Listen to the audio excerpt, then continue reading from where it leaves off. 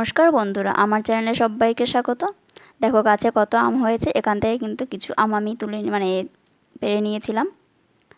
আর এই হচ্ছে সেই আমগুলো। দেখো কত সুন্দর বড় বড় কাঁচা আমগুলো। তো আজকে কিন্তু আমি তোমাদের সাথে এই কাঁচা আম দিয়েই শরবত রেসিপি করে দেখাবো। একদম সিম্পল, একদম সহজভাবে, কোনো মিক্সার গ্রাইন্ডার ছাড়াই কিন্তু আজকে আমি এই শরবতটা বানাবো। একদম সিম্পল, কিন্তু আগেই আমি বলছি। তো আমার চ্যানেলে যারা নতুন তারা কিন্তু অবশ্যই চ্যানেলটাকে সাবস্ক্রাইব করে লাইক কমেন্ট শেয়ার করে নতুন বন্ধু হয়ে পাশে থেকো। আর যারা অলরেডি আমার নতুন বন্ধু হয়ে পাশে আছে তাদেরকে অসংখ্য ধন্যবাদ। তো দেখো এখান থেকে কিন্তু বড় বড় 3টে কিন্তু আম নিয়ে নিয়েছি।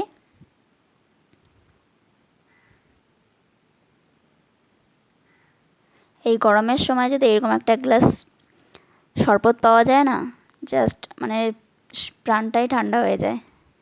হাতের মধ্যে নিয়ে নিচ্ছি কিছুটা সর্ষের তেল। এবার দেখো আমগুলোকে কিন্তু ভালো করে মাখিয়ে নিচ্ছি।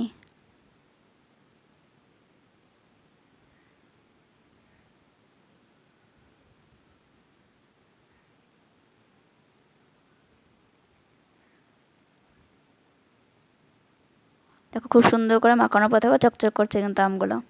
এবারে চলো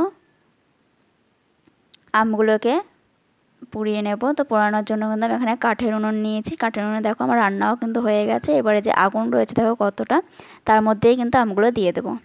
দেখো সব আমগুলো দিয়ে দিয়েছি। কিছুক্ষণ পরে দেখো একটু উল্টে দিয়েছিলাম, আমগুলো কত সুন্দর নরম হয়ে গেছে দেখো উপর থেকে দেখতে পাচ্ছ। এবার আমগুলো কিন্তু আমি তুলে নেব।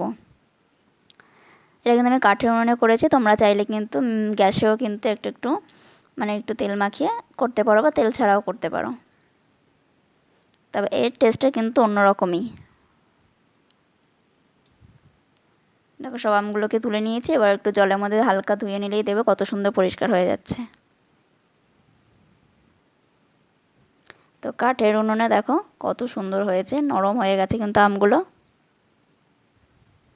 এবার দেখো হালকাতে দেখো নেড়ে নিলেই দেখো কত সুন্দর, একদম কোনো একদম কিছুই নেই। সব আমগুলো ধুয়ে নিয়েছি।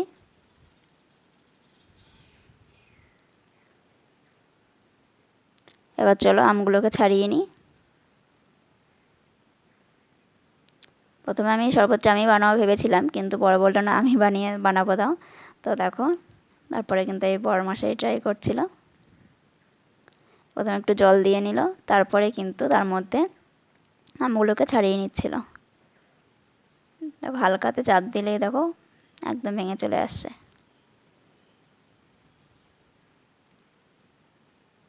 দেখো আমগুলোকে এবার হাতের সাহায্যে একটুখানি কচলে নিতে হবে, একটু মেখে নেবে আর কি। তো সব আমগুলো কিন্তু একইভাবে কিন্তু ছাড়িয়ে এইভাবে হাতের সাহায্যে একটু মেখে নেব।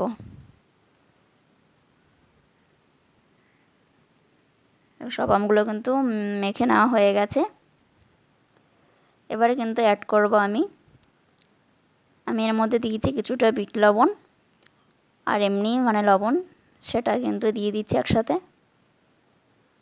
স্বাদ অনুসারে দেবে। আর দিয়ে দিচ্ছি চিনি। তো চিনিটা একটু বেশি দিতে হবে যেহেতু আমটা টক। আর অ্যাড করবো এখানে কিছুটা ঠান্ডা জল। তো একটু এভাবে হাতের সাহায্যে গুলিয়ে নিলেই কিন্তু রেডি হয়ে যাবে আমাদের। আর দেখো এখানে আমি একটা গ্লাস নিয়ে নিয়েছি আর নিয়েছি আইস বরফ। তো বরফগুলোকে দিয়ে দিচ্ছি, দু টুকরো দিচ্ছি। এর মধ্যে কিন্তু আমি ঢেলে নেব সেই আমাদের বানিয়ে রাখা শরবতটা।